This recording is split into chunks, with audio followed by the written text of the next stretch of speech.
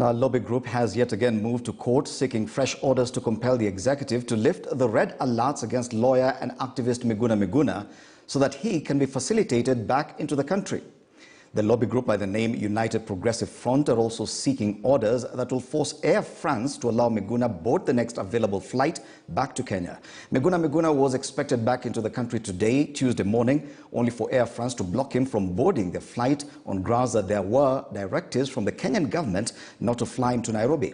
And as Chris Zairo reports, Miguna might not be coming back home soon as the government remains determined to block him from entering Kenya. I'm not boarding. I'm not boarding. I don't have a passport. This was in March 2018 when the self-proclaimed NRM General Miguna Miguna was blocked from re-entering Kenya at the Jomo Kenyatta International Airport. The captain cannot fly. The captain cannot fly. Almost 4 years down the line, all his efforts of coming back to Kenya have hit a snag, with the latest one being on Monday. He was expected to land at the JKIA Tuesday morning, only for Air France to inform him that they can't fly him to Nairobi due to red alerts issued against him by the government. We are ready to start. And now a lobby group led by former Chief Justice Dr. Willie Mutunga and LSK President Nelson Harvey have moved to court seeking orders that the red alerts be lifted. We underscore the need for the government of the Republic of Kenya to obey court orders, to remove the red alerts and ensure that Miguna Miguna is given unrestricted entry back to his home. We are here to assure Kenyans that we will not relent in our defense for the upholding the respect for the rights of all Kenyans. According to the lobby group, the Attorney General Kihara Kariuki misled the courts by claiming that the government has not sent any red alerts to any airline, hence Miguna is free to come back home. Air France is the second respondent in the case before the court, and Air France has continuously stated to the court that they will abide by the court order. Air France, the official carrier of the French Republic, should be the last airline to respect and respond to illegal alerts.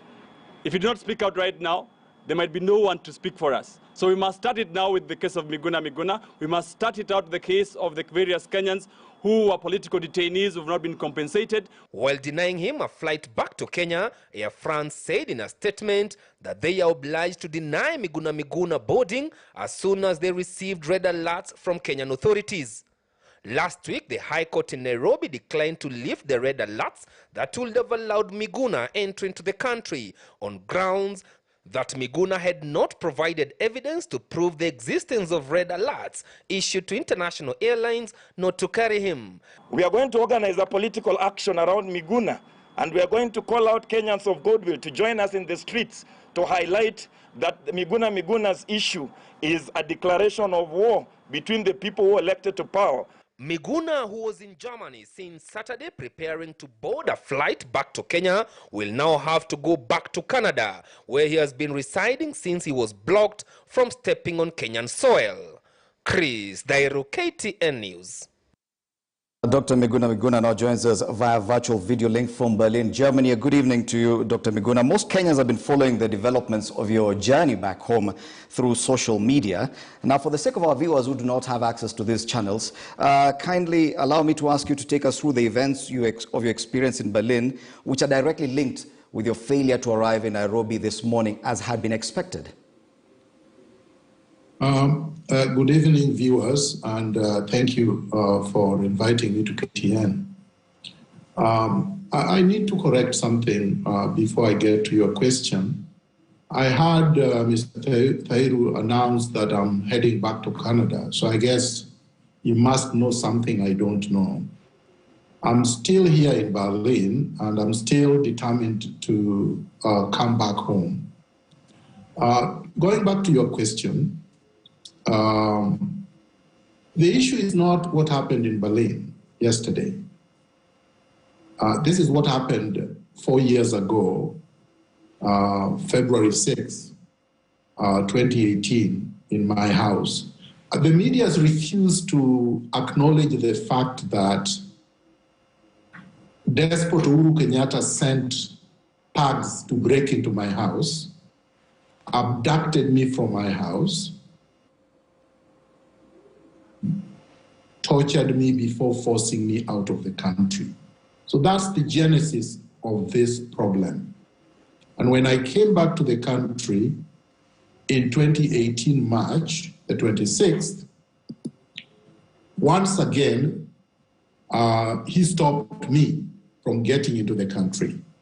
This is just one incident in a continuum of egregious violations of my rights, the Constitution, the Bill of Rights, and the disobedience of court orders. So Air France did not stop me yesterday. What Air France did was to enforce an illegal directive or order in the form of red alerts from Nairobi.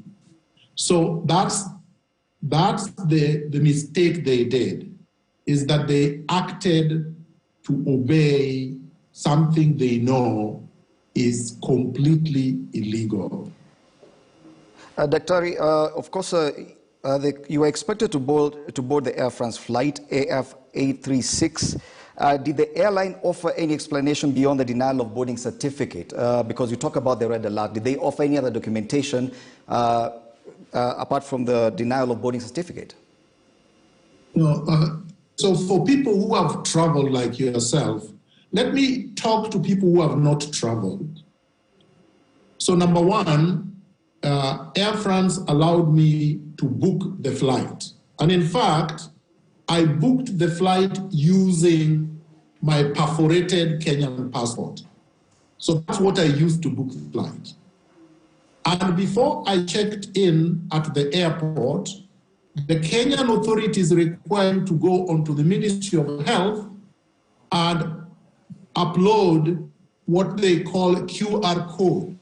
So you put in all your information regarding your vaccination, regarding your negative COVID test, and a QR code is generated. It was generated for me. And when I went in to request a QR code, they only asked for two things, either my national ID number or my passport number. I gave my national ID number. They did not stop me from getting a QR code. So when I went to the airport, the expectation was that I would be given free access to travel to Nairobi. But the customer service people had already been notified by State House, Ministry of Foreign Affairs, the government agencies, because they told me quite clearly, even before they started checking me in. They had my picture, they had received the red alert, and they were waiting for me. They told me, we were waiting for you because we just received the red alert this morning, directing us that you should not be allowed to board. We have no problem. We can take you to Paris if you want to go to France, but from France, we will not allow you to board to go to Nairobi. Okay. So I told him there is no need to go to France if you're not going to allow me to go to Nairobi, because Nairobi is where I am supposed to go. Okay. And they told me, unfortunately, we cannot do that. So then I asked them for proof. It was as a result of my request that they must give me written proof that they went, talked to their legal affairs department, and produced the certificate. And as you notice from the certificate, which is stamped, it is on their letterhead. So I did not generate the certificate. I have no ability and had no, mechanism of doing that. And the official was there. They said the reasons for denying people boarding, the ones that are listed, typed up, do not apply to me because I had done everything right. So the reason why they put other reason without specifying what it is because they know this order is illegal and it came from somewhere else outside institution of Air France. Okay. Now, the director in charge of citizenship and immigration here in Kenya continues to deny the existence of a red alert. He cites responses from the AG's office, from the Ministry of Foreign Affairs. If such existed, it would deny you travel or entry to Kenya. Have you or your representative seen proof of such a document indicating that the existence of a red alert? You know, that is a silly question because it's like when I was abducted, I was not given a document called an abduction certificate. So when these people eventually released, they just released me. But all of you knew that I had been abducted from my house. You could see the explosives, you could see the police vehicles, but there was no abduction certificate.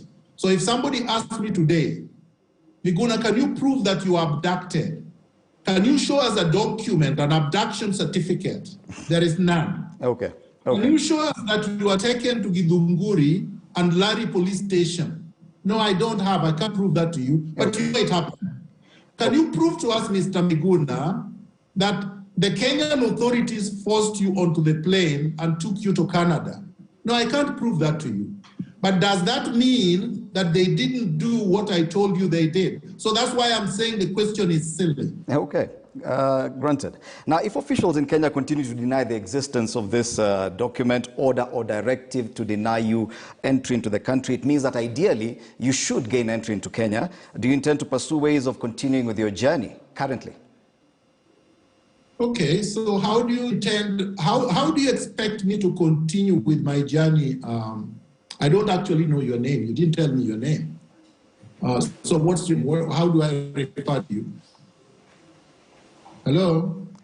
Yes, we can hear you, Dr. Miguna. Continue.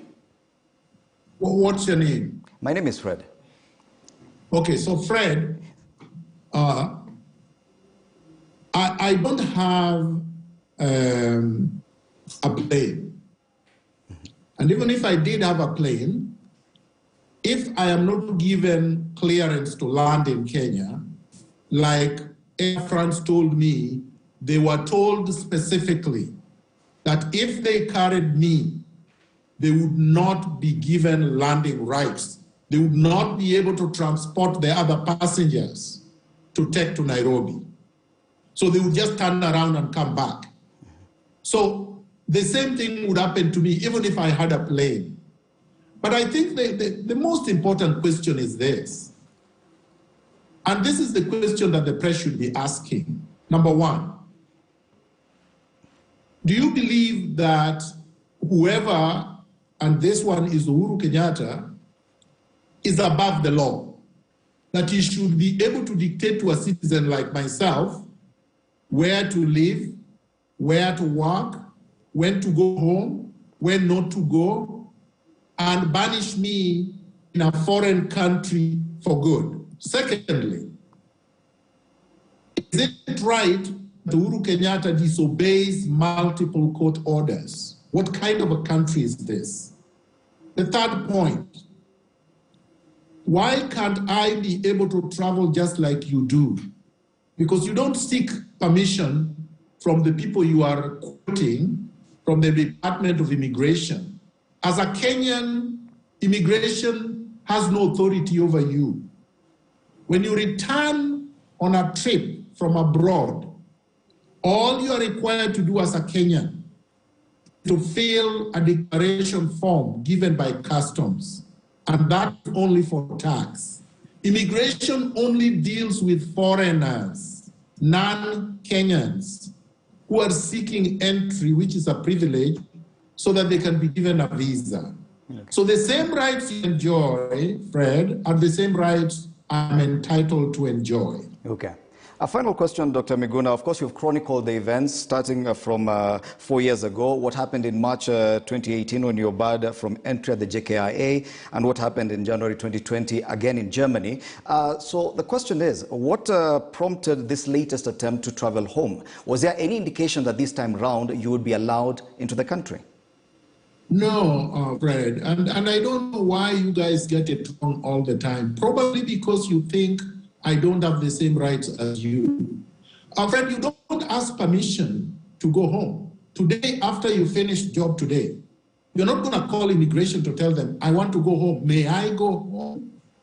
The same way with me. I can choose to go to my home anytime I want. I have a right to go home. I've not been home for 4 years. Can you imagine what that is? I have a house. I have actually property in Kenya. I have a family in Kenya. I have relatives who have died. I have loved ones I have not seen for 4 years. I have a property that was destroyed 4 years ago that have not been repaired. I have a law firm, practice of law that I needed to continue with. I have cases before the High Court of Kenya that I am supposed to continue doing that I cannot do. I have a living to make, like everybody else. I don't need a reason to go home. Okay, thank you so much, Dr. Miguna Miguna, joining us via way of virtual video link from Berlin, Germany. Newsline now takes a break. We'll be back with more news.